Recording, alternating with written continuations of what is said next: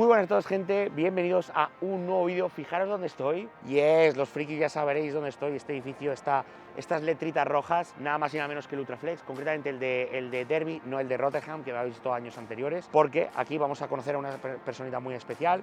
Aquí no es donde viene Cuba, es una franquicia, digamos, hay varios gimnasios aquí en UK. El equipamiento es brutal, os vais a alucinar.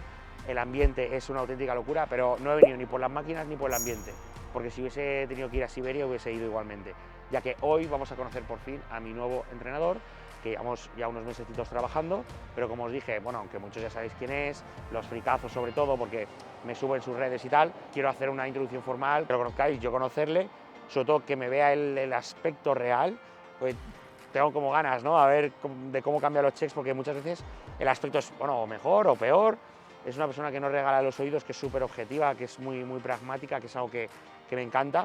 Así que vamos a ver qué tal me desenvuelvo con el inglés, porque bueno, llevo mucho sin fluir en una conversación, y además ayer me pegué la noche vomitando por alguna torta rara de estas de supermercado con especias que me comí aquí, y me pegado la noche vomitando y me siento cansado, pero voy a meter un Monster y voy a sugestionarme para disfrutar al máximo este entreno y que lo disfrutéis vosotros también. Además, os cuento que va a haber una sorpresita y una pedazo bomba que os va a contar, o yo o él, no sé lo que haremos, pero de cara a futuro va a haber novedades, va a haber sorpresas, así que quedaos al final de este vídeo porque os lo contamos ahora mismo. Let's go.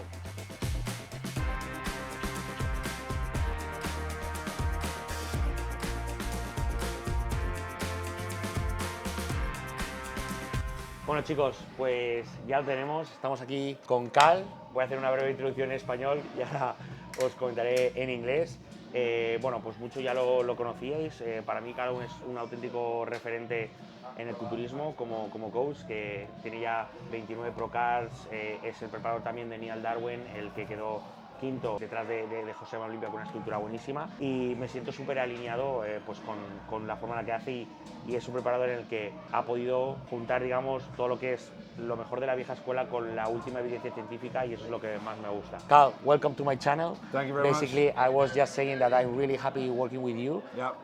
That I feel really aligned with you, with how you structure everything, Good. with how you mix, you know, like good things of all school stuff, but always searching with new evidence and all these things. Yeah. And one of the things that I always defend on bodybuilding is never have something with al azar. How do you say? That we need to have every variable control, and everything have to have a reason. Yeah. That sometimes in bodybuilding in old school is like steps, whatever, water, whatever. Just train hard and use pets, and you know. So one of the things that I like with Cal is that everything is completely tracked, and I'm gonna shut out my mouth and then just have Cal chatting with us and to explain us how was the process of working with me, when we start, and what we've done and what we are moving to. Yeah. So, how many weeks out were you from that first show when we started? We are was one of November. The first show. Yeah. We start about 2 or 3 weeks out 2 or 3 weeks. of the 27th of September. Yeah. So I think we start 12th of September, 14th of September. So it was a pretty condensed time frame. And usually in these situations, I wouldn't normally take athletes on so close to stage, but because of the circumstances and because we were going to do multiple shows, we could still, you know, it's quite hard normally for a lot of situations where if an athlete's been in prep before and they're very close to stage, you have to learn the body very quickly. But because we had the 2 regionals and then we had the pro qualifier, we had multiple chances of getting better every time, which we did. Yeah. But yeah, like for the response of that short time frame was very good. I think you delivered a really good look. I think we found a good balance. A good balance in the look as well, and that was relative to where you started and where we probably took body weight to for stage. But that also is a pretty telltale sign of maybe the first kind of impressions that I got about your body in terms of where it wanted to go and where it was at its best, which is, you know, kind of the reason why that decision has come to fruition in the first place for the long-term goal, I think. And even from when we started, when you showed me start of prep photos and when you showed me off-season photos, and you see this a lot, like NPC, particularly NPC Classic, before you can have that additional weight cap in the Pro League, like there's a lot of guys that have to suck down so hard to make weight. And usually in those situations, a lot of the time you may find that the best look for you for stage was 3, 4, 5, 6 kilos ago, but you still have to hit that number to compete, you know, and that then creates a bit of a vicious cycle of your mind then focuses on the metric on the scale as opposed to you being the best body where you can be. Yeah. And that's a bit of a predicament, really. Yeah. Because the nature of the division and the weight caps are restricting you from ultimately being at your absolute best. Yeah. And even in areas of your physique which will be very common, like your arms or your back, for example, and some of your back was posing, but your arms and your back in particular, or just the upper body thickness and density, those last 4 or 5 kilos being lost are the exact kilos being lost that lose the look as well. Yeah. You lose that balance, and it's very hard to get back until the weight's back on in the first place. So you look at your check-in photos now at the low 100s relative to where they were 94, 95. It's a completely different look. Yeah. Like, it looks like you put 10 kilos of muscle on. Totally. Because your body is just the circa 100 kilo look. In condition, it's probably not that far away from stage. Check-ins right now, relative to you sucking down to make weight, there's a lot going on there than just condition being improved. The look is being lost in that process. And I think that was probably the telltale sign for me in the prep. Although the look continued to improve from show to show, it was very apparent that I don't feel as though you competing at that weight was your best look in the first place. And I think that was... You knew it. Yeah, I could see it straight away. And the telltale sign is like if you go from 91 kilos and you put 4 kilos of muscle on and you go to 95 kilos on way more calories and the look improves with 4 more kilograms, that's a bit of a red flag to tell us that the body's trying to show us something there, you know? Yeah. And to also do that with no compromise to condition. It's not like you massively softened over in that time frame. 91 to 95 was still very good stage condition, but just way fuller and way fresher. And that tells you everything you need to know. You know? Yeah. That's the thing. How do you really can change your look in terms of visuals 1 year to 1 year if the weight have to be the same? It's like you can't. There will be a certain level of maturity that will come with time, and there'll be most definitely an ability to improve conditioning and like hardness year to year. But to make sizable improvements in actual tissue development and size is near enough impossible. And if you do make the progressions and you still have to come back down to that weight cap, what you need to do to pull the rest of the weight off loses the improvements that you actually got in the first place. Yeah. Because you're going to have to Jurassic your way there, or sauna your way there, or dehydrate your way there. And then the difference between stage time being here and the weigh-ins being here, this distance of time in hours or even a day is not enough time to get that balance back. Yeah. One of the things that right now really excites me is that, as you tell it right now, we've started working in the middle of the season. Yeah. And I think that we didn't see yet, we didn't see already your work of masterpiece in terms of a long off season. Yeah. Doing the things, with training, with everything, matched with no pressure, with a season. So I was saying that I was really happy with just the little time that we've been having in the middle of the season. Yeah. But for me, when I ended the season, was like, damn, right now we end the season with a couple of shows.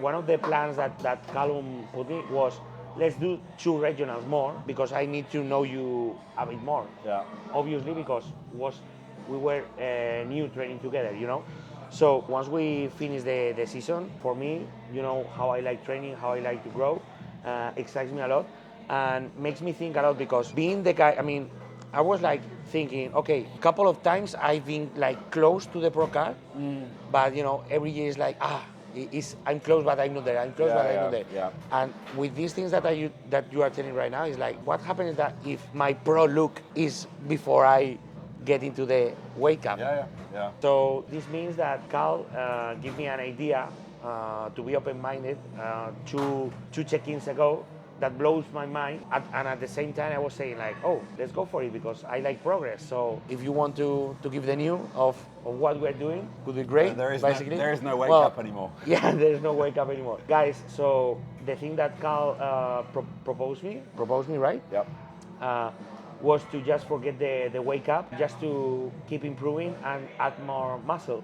I realized in my life, yes, everyone want the pro card, but also is the part of enjoying the process to keep improving, to know that every year you can improve. Yeah.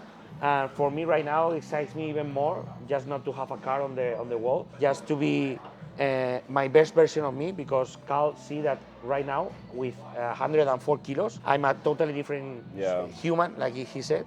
So if we stay on this weight or even more and with good condition, I think we could do something on heavyweight or try it. For sure. Like the ultimate reality is if you stay in classic, you're severely limiting yourself to bring like the best look on stage in the first place.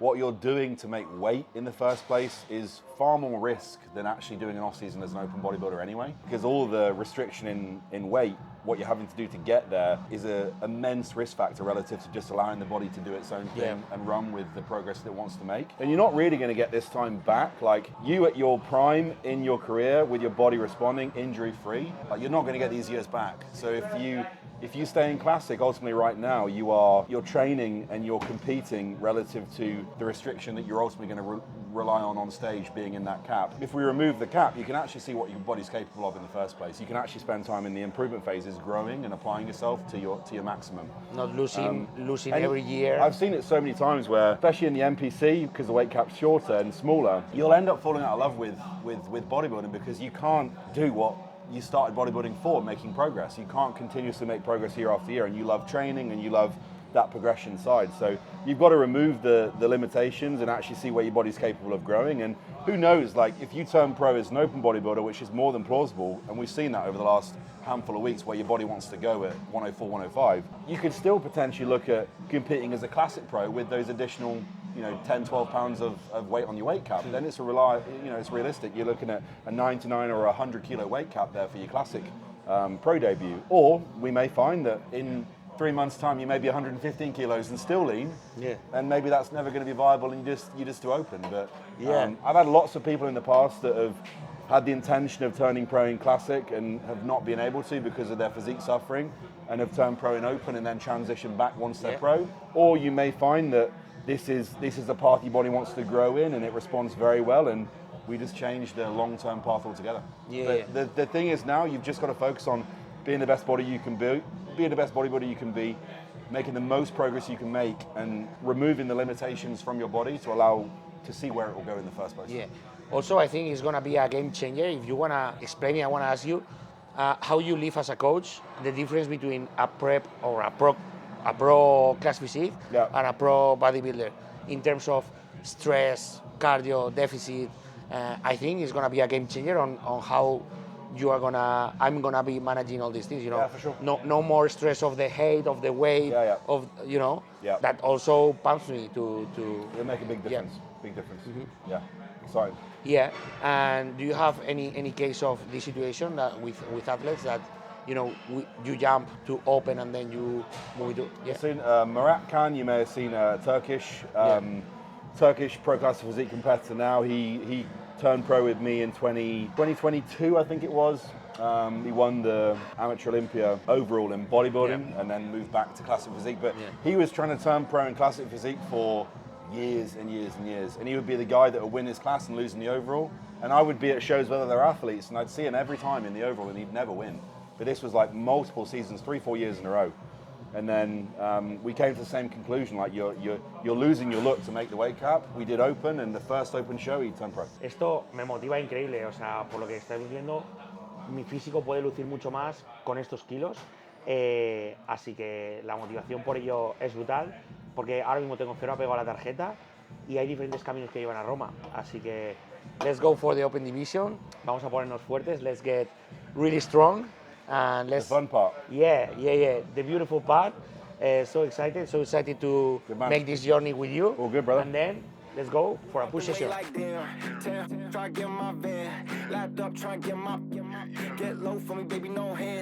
I do normally jump straight. I mean, sometimes I say like, oh, probably I should need to warm up more, but I feel comfortable. Yeah. I don't have any pain. Yeah.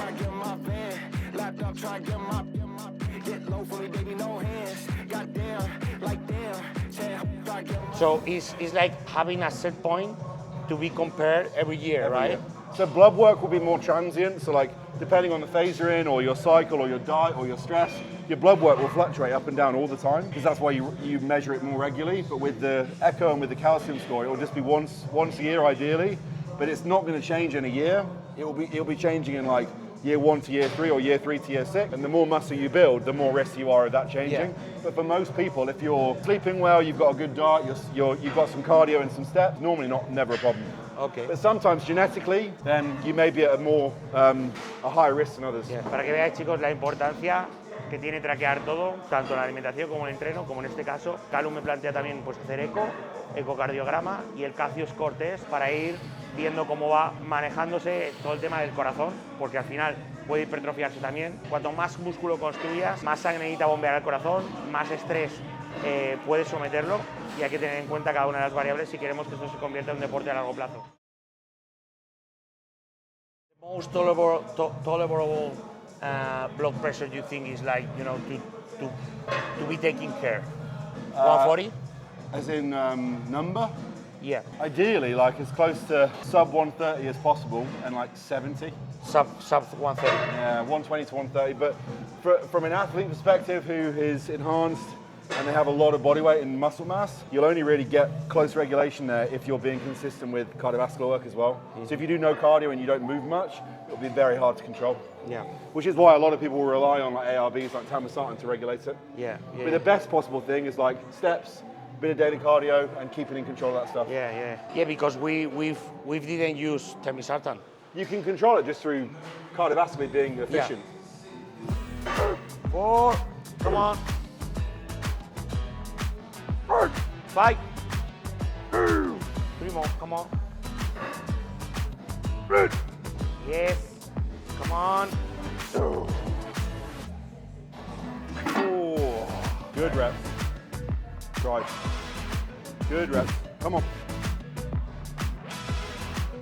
One more with control. Little pause at the bottom. One more with control. Squeeze through on the way up. Now go. Elbows in. Squeeze through.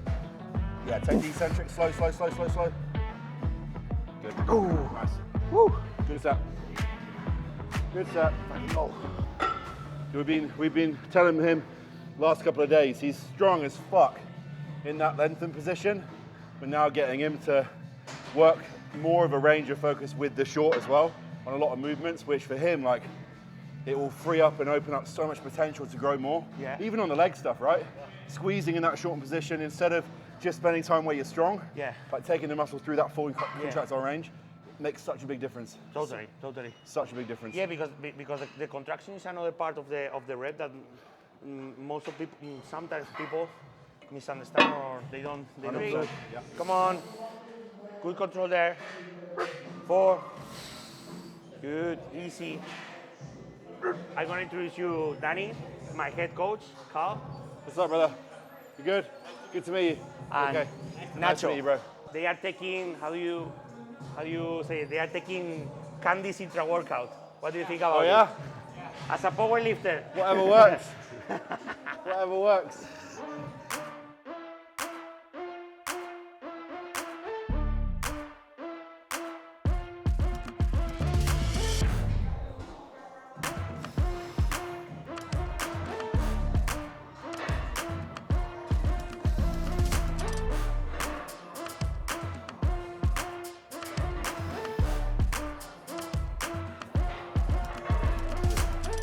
So second exercise, flat press, gym Leco. See how all the technique is always, you know, really accurate with every pause on the lengthened position. Again? Every rep, Yeah, we can do it, you know, standardize, make every rep the same, okay, to get the most of every set. Se hace un poco raro hablar en inglés delante, pero más o menos. Yeah, I'm there a little bit, tiny bit. Big squeeze. Elbows, finish. Yeah, there you go. Woo. Good. It's heavy as fuck. Yeah, heavy quick. 2 plates and a half is heavy as fuck. It gets heavy quick. Yeah. Squeeze through. Keep going, 2 more. Don't change your speed. Pause, squeeze through. Again, don't change your speed. Stay locked in. Pause. Carl, what are your thoughts on all these kind of exercise that I call hard stuff exercise? Like what? You know, hip hinges, SLDL, RDL. Which moment for you is the best moment to reintroduce it? Because once you are a couple weeks out, very close for the season, you didn't put me any hip hinge. Yeah. Or is something that, for example, at a certain level of athlete, you skip off? It's just like risk assessment. You can get the challenge from a safer exercise when your body's in a very fragile state. It's not worth the debt on recovery to put it in when you can get it from something else more safe. So like even for you post-show, doing the hip hinge on a belt squat gives you the ability to probably make it a lot more accurate, slow things down, and also put yourself in a position where there's less neural demand from movement. But when you start moving deeper into the off season and you've got more calories and more recovery and better sleep, then we can start reintegrating those movements in. Yeah, okay. But like, you've got to like, volume in those high risk exercises will reduce closer to stage and then will increase further into the off season. Yeah. So it's like a dip to stage and then back out.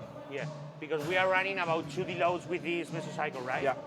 And how many weeks do you think, I mean, I know that is very individual, but how many weeks do you think is ideal to be burned, you know, in terms, because if you never get burned, it's because you are not training hard enough. Usually most people within 8 to 12 weeks in a mesocycle. Once you hit that week 3, probably 5 weeks there, 4 or 5 weeks there, of like really applying yourself. Yeah, yeah. So once you get on the week of more peak and volume, 5 weeks. 5 weeks, yeah. If you want to make any tip or something, one thing that was saying Carl, that once you train accurate, you don't need to train some more, you know. So 100%. people sometimes claim like, oh, I like training high volume, or, you know, 20 sets, 30 sets, when they are not really taking the 100% of each set. It's not conscious training. It's not really 40 sets. Yeah. It's 10 sets, 10 complete sets. You said yesterday about effective reps, effective sets and effective reps, when we're looking at working sets, like we're counting the effective work. It's not just any work, you know? So every rep like this means that 10 sets on your chest a week is a lot. You don't need 30 when it looks like this. Totally. You need 30 when it's like this, because there's no stimulus there, you know? Totally.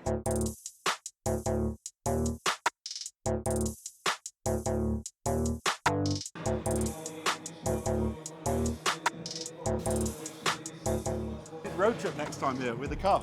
With the, oh yes, but I don't know if I can drive here with the, you know, with the, how do you say, having the on the other side. Yeah. It's a bit hard. Yeah. Slow it down. Yeah, slower. Yeah, because you're left-hand drive, right? Sorry? You're left-hand drive. Yeah. Squeeze through. 2 more. Come on. Squeeze. Don't Come change. on. Squeeze through here. Again, lads. Come on. Good. Don't change your speed. Squeeze through here. One more with me. One more with me. Come on. Don't change your speed. Release. Yeah. There's more if you want it. One more. Yeah. So for you, the drop off in performance, now your chest is already carrying some fatigue, is big. Yeah. So for this work, it needs to be before. You mean that I wasn't completing properly the reps? Because you can't, because the chest is, Yeah. the rep fatigue is high because of the last 2 exercises, particularly the second, because it was so heavy in the lengthened position that you're really struggling to now get it short. In terms of progression, what expectations do you have on taking those extra reps? You know, I log every movement, but you know, when it's the 4th exercise, something like this. Sometimes when I have here, like, you know, I need to do more than 8 reps to progress. Yeah. And sometimes I make I perform not properly, just to get that 1 rep more. So you see, because you're just digging into recovery. Yeah. So the biggest thing I'd say with training is, unless you can repeat that next week, don't do it. Okay.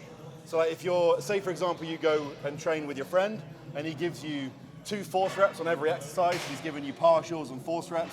When you're on your own next week, you can't do that on your own. Yeah. So you can't repeat that session in the first place. So with the reps, if it's 8 perfect reps, but you can get 4 more by forcing it, just be very mindful of that. Maybe at the end of a training block, at the last week, for example, take all the stimulus, because we know we're deloading next week and we can super compensate and we can rest, but not on week 1 of week 3. So for example, I know that, I mean, we don't need, I mean, we can have enough stimulus to grow even if we don't have those extra reps, right? Yeah.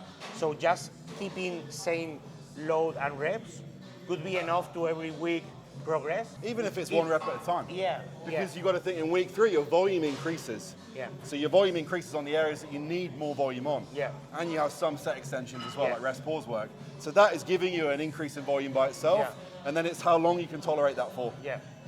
Okay. But if you do the partials and the extended reps and the force reps on week 1, It's very hard to replicate that for another 7 weeks. Also, it's because I'm when I was with Alexis, I have Alexis making me the prep, Yeah.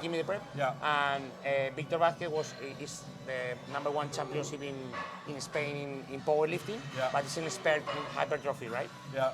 So he always told me, you are so crazy, so damn ambitious that you feel or you think you need to progress every movement. Yeah.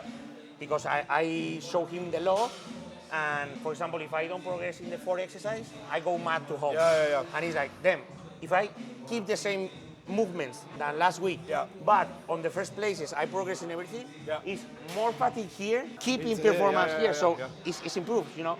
So having that balance of, you know, keep calm and knowing 100%. what thing is an overall progress, you know. Nice. Last one. Same speed. Last one. Yeah. There you go. Come on. Yep.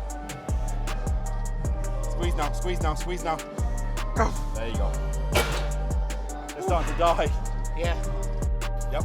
2 with control. Squeeze out. 3 with control. Squeeze out. 4 with control. There you go. One more.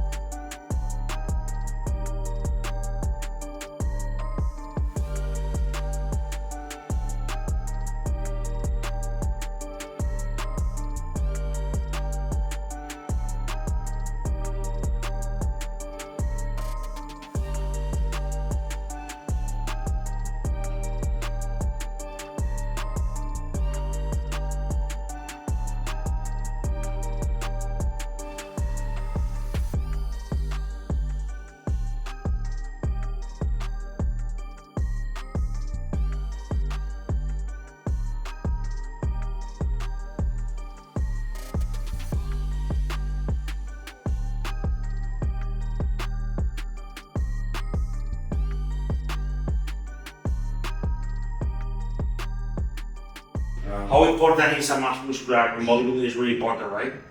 Or no? Yeah, I think you've already won from the other poses anyway. If you're going to win the class, it's not going to be decided on a most muscular now. It'll be decided on the front lat spread, on the front double bicep, and both rear shoulders. And maybe side chest with hamstring and upper body. I think for you now, it's getting confident in the other poses too. And I think the biggest thing for us is back in particular is the biggest point for the rear poses. Creating more depth and width there. And in that rear lat spread, now we're hitting that. Some of that is going to be posing too, but more tissue depth through the back.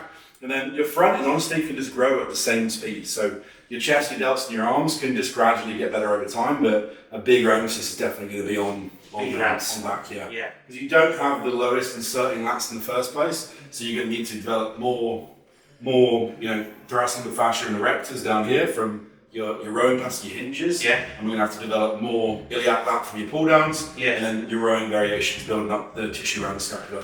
So for example, all these kind of hip hinges, I train deadlifts really hard from a couple of years, and I think I have that density on the lower back because of that. You glutes for? Yeah, I think so. But the tissue now is. So I love training that way, but I mean, if it's not wise or smart, we need to. Probably you can include it, but the volume spent there is going to be minimal. So like one working set, maybe 2 working sets a week, fine. But the rest of the work can then be distributed to the areas that need most. Because one of the things is one thing is what makes you enjoy and what you need more. Yeah, I mean, exactly. it's hard and I mean gets a lot of it produces a lot of fatigue. So if we need to be pulling, unilaterals and lots of lat movements, I don't have a problem, We need to do whatever it takes to have the look. Exactly. So pretty good. Very good, bro. So right now we are at 104. Yeah. Yeah, the other day Con told me that probably if we continue on this rate of progress, we're gonna go for 115 or 220 or 120. I think you'll peak in this next phase at between 150 and 120. Yeah. The reason why I say that is because the condition it's holding at 104 is easily going to be the gain that you've already had since prep to now. Again, on top of that. Yeah, you think? I weighed that in the past. Yeah. That was completely soft. This time you'll be in condition. Yeah. Because it's just patient and gradual adjustment, slow and steady rate of gain. I don't know if I'm gonna enter in the Lambo or. Well, I did tell him. It's not my fault if you can't fit. I think I will need to take an Urus, and I don't know if I need to say. You probably won't fit in that either. Yeah, I need to say goodbye to ski. Sometimes I go to ski. Yeah. So very good. Pump it. Adios para Mr. Migo España. Very good. I'll do it again. Okay. Adios para Mr. Migo España. You say French girls, amigas. Amigas.